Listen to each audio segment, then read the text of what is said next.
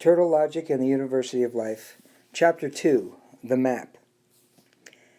Part 1. We left the biological dream, the turtle and I. It faded away into the harsh clouds and haze of a rather gray and chilly day that emerged. The magical place of the biological dream, once so warm and inviting, vanished as we walked out along the path and away from its glow. The landscape, once so lush and alive, seemed to return back to the barren, sparse, cold world of the day before. The little houses, my house, was still there. It seemed to be always somewhere off in the distance, fading in and out of view as we walked up the path. Each time I looked up, I would see it. A quick glance, only to have it disappear once again behind the intrusion of a bush or a protruding rock on the distant trail. The turtle footed it quite aggressively as I trailed behind. He walked with determination in his gait, with a powerful swagger that pulled me forward along the frigid footway. "So where do we go from here?" I asked. He slowed and turned and looked at me with a calm expression of resolute on his face. "Well, to get where we want to go, we might want to know where we are." "That makes sense to me," the turtle said as he looked at me, tilting his head to one side. "So do you know where you are?" he said. "No, I thought you knew where we were," I replied. "Well, do I know where I am? Yes. But do you know where you are?"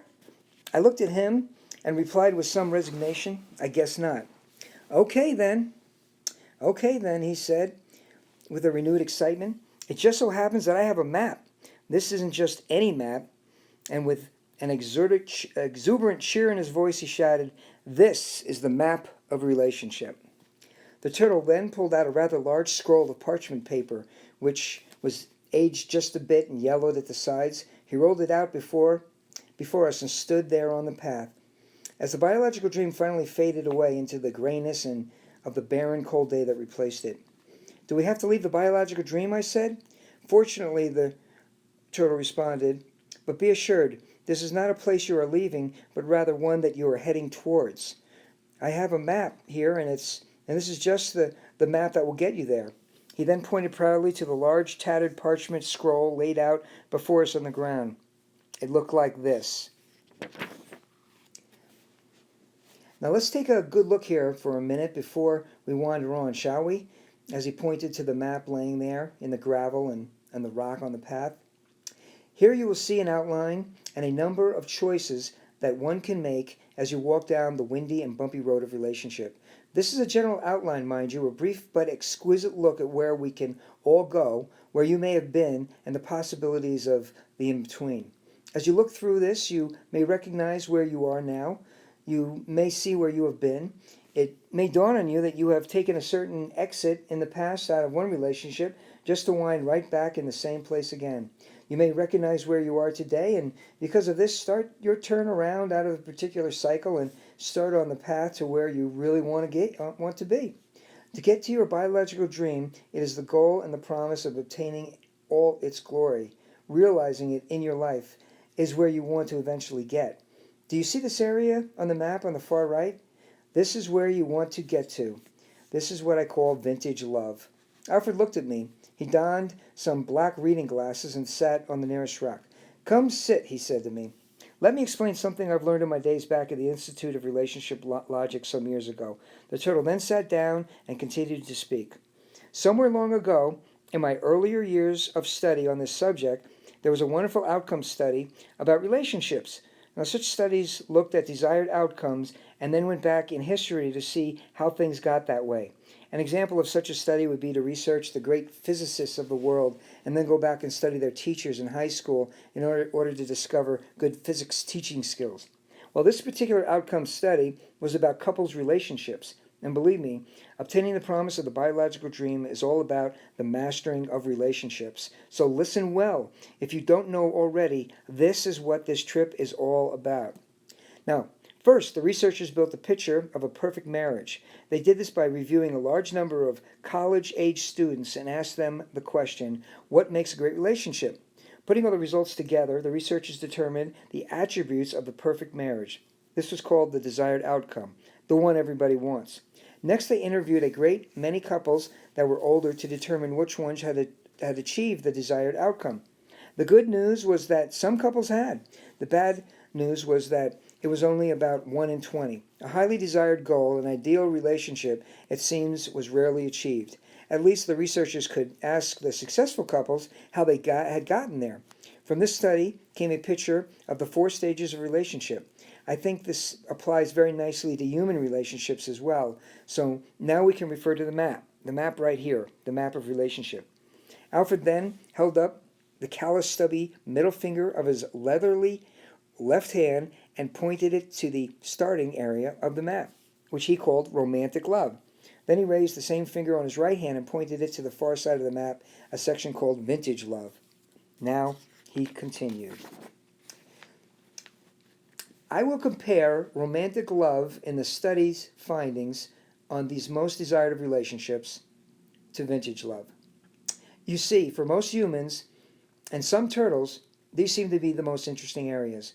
We're not going into much detail here, mind you. Maps don't. I just want to give you the flavor of each place of the map as I explain it here. He then looked over at me and scratched his thick, weathered forehead once more. So let's start with romantic love, he said. It's right here at the beginning of the map. In most human cultures, potential human partners pick each other by a most fascinating ritual. You go out into public and wait until you see someone with whom you fall in love. The process seems democratic in that people get to pick their own partner. And by the way, this is quite different from the majority of the world over the centuries where parents or other social agencies picked partnerships. It was only in the last 100 years have researchers really investigated and written about the details of this falling in love ritual you humans in Western culture go through. It's really quite interesting. First, let me tell you a little more about romantic love and vintage love. It is important that you understand the distinctions here. You see, there are many differences between a couple in romantic love and a couple in vintage love. Let me explain. Both romantic love and vintage love feel really good. These are wonderful days for humans. Your culture tends to speak a lot of the romantic highs. And romantic love feelings are chemical in nature, and researchers have discovered that to a great extent, romantic feelings are brought on with the aid of a particular neurochemistry called PEA.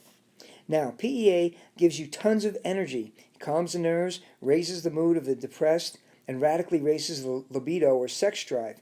It seems the romantically involved person can work all day and play all night. Of particular interest to me is the rapid action of this drug called PEA.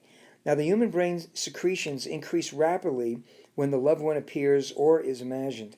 Those secretions drop rapidly when the loved one leaves or seems ready to go. This roller coaster effect is normal for people in the romantic period and easily gives them the impression that their partner is turning them on, so to speak. Of course, PEA is an effect of your biological system and is related to the desire you have to mate. PEA seems a powerful invitation for humans to get into bed and quickly get pregnant. Sadly, it is part of the mating process and the impulse, and the PEA effect will stop at some point. It never lasts. Hear that word, never, and breathe.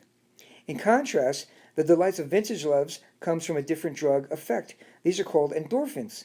Now, these endorphins result from the high one gets from many activities, including exercise. Endorphins are common in babies in the womb. This drug has a long-lasting effect and does not roller coaster, as do the good feelings of romantic love. Endorphins allow human couples to feel good when they are separate and when they come together. Endorphins have no time limit. They continue reliably for years. The turtle turned to me and said with a smile, romantic feelings are wild, spiky, and unreliable, while vintage feelings are warm, level, and durable. Another difference between romantics and vintagers is how much data they have about each other. Now, when humans experience romance, it is a time when you're falling in love with an image, a fantasy, that is evoked by the person you see. I love the person I dream of when I look into their eyes, you might say. You see, a person can fall in love with someone across the street walking the other way and fall out of love when they turn around. The essence seems to have more to do with something in the faller and lover than the partner. However, because of the rush of PEA at the sight of the other, the easy impression is that they make you feel this way. If you ask a romancer about their partner, for example, why do they do such and such, you tend to get very poor answers. The answers will often be inaccurate guesses spoken with conviction. All you have to do is check out the answer with the partner to find out how far off the guesses are. The most frequent answer will be, I don't know. It seems that knowing your partner for you humans is not necessary to falling in love. Or to go further, knowing your partner may even interfere with falling in love. Your species can be very strange. Now, take vintage lover. Alfred's eyes lit up a little. Vintage lovers started as romancers, you see, but they have grown to a point in their relationship where they know almost everything about each other. Now take a moment and think about how much work that must be. To go from knowing almost nothing, dumb as a post as I like to call it, to knowing everything. When people speak of marriage as being a lot of work, this is it. Now two things have happened. Vintage lovers have become very good at explaining themselves to their partners. They have become very good at smooth communication. Vintage lovers have also discovered and understand a lot about themselves. Ever notice your partner do something which puzzles you? Even wondered why do they do that? Now, some great human philosophers call this part your human shadow. Others call it your unconscious. Whatever name it has, it is the collection of active mental material about yourself as a human that at this time you don't know about. Vintage lovers seem to have greatly reduced the size of their shadow. They have gotten them used to themselves. They seem to have little to hide and are often proud of their past mistakes, where most humans tend to hide or disagree their errors. You see, Alfred said, as he touched his chin, romantic couples know little about each other, while vintage couples often are radically intimate. Another aspect of this whole thing is how you humans agree on things as couples.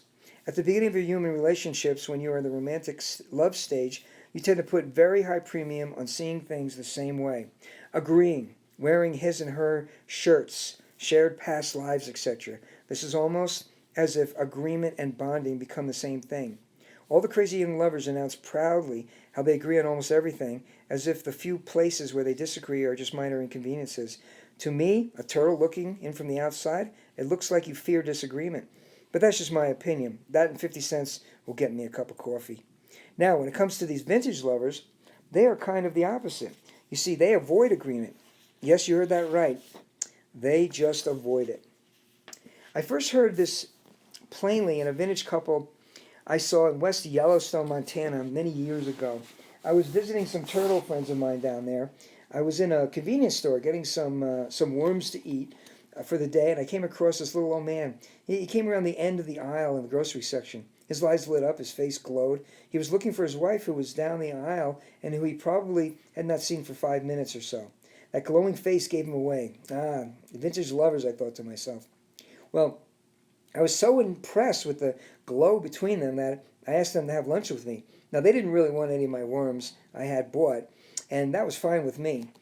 So I sat out in front of the convenience store on a hollow log, and we talked. During the talk, I asked them how, over their 52 years together, they had come to deal with this thing called disagreement. Now, 52 years is not all that incredible in turtle years, mind you, but in human years, it was quite impressive. So I really wanted to hear what they would have to say about this. You see, when I first mentioned the word disagreement, the woman started into a long laugh. Then the man said, quite seriously, Mr. Turtle, we believe that two people cannot possibly agree on anything. At that point, the woman came out with a giggle and added, yes, if two people are agreeing, you know that one thing is for sure. At least one of them is lying. Well, that gave me quite a lot of insight into how you humans work. As I continued to speak to the old man and the woman, it became clear to me that the issue of being able to disagree was a critical one.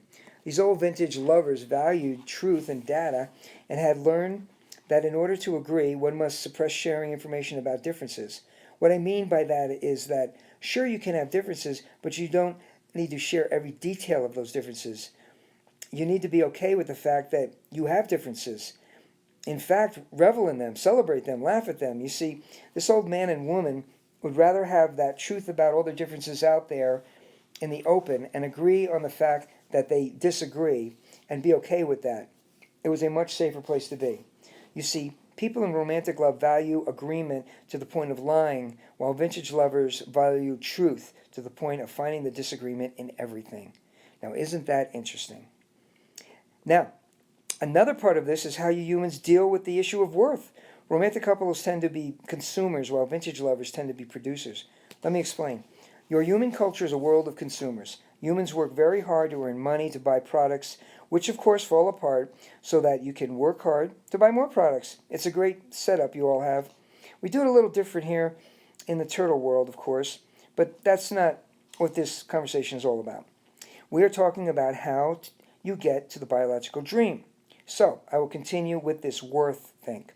You see, most of the time, your young people are more interested in the next party weekend. Young lovers seem to fit into the pattern where they wander the malls of life, arms around each other, gazing into each other's eyes and into the store window displays they see.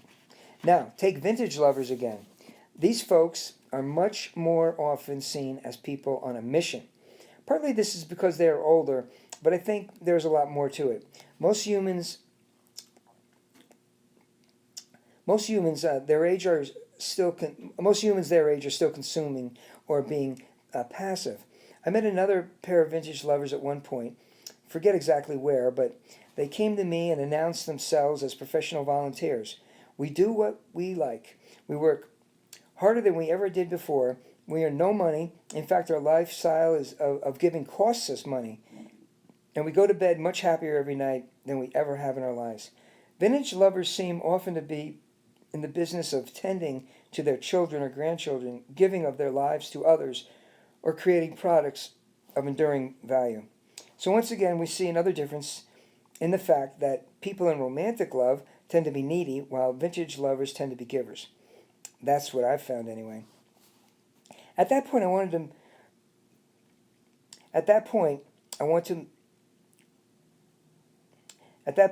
talk about these two stages,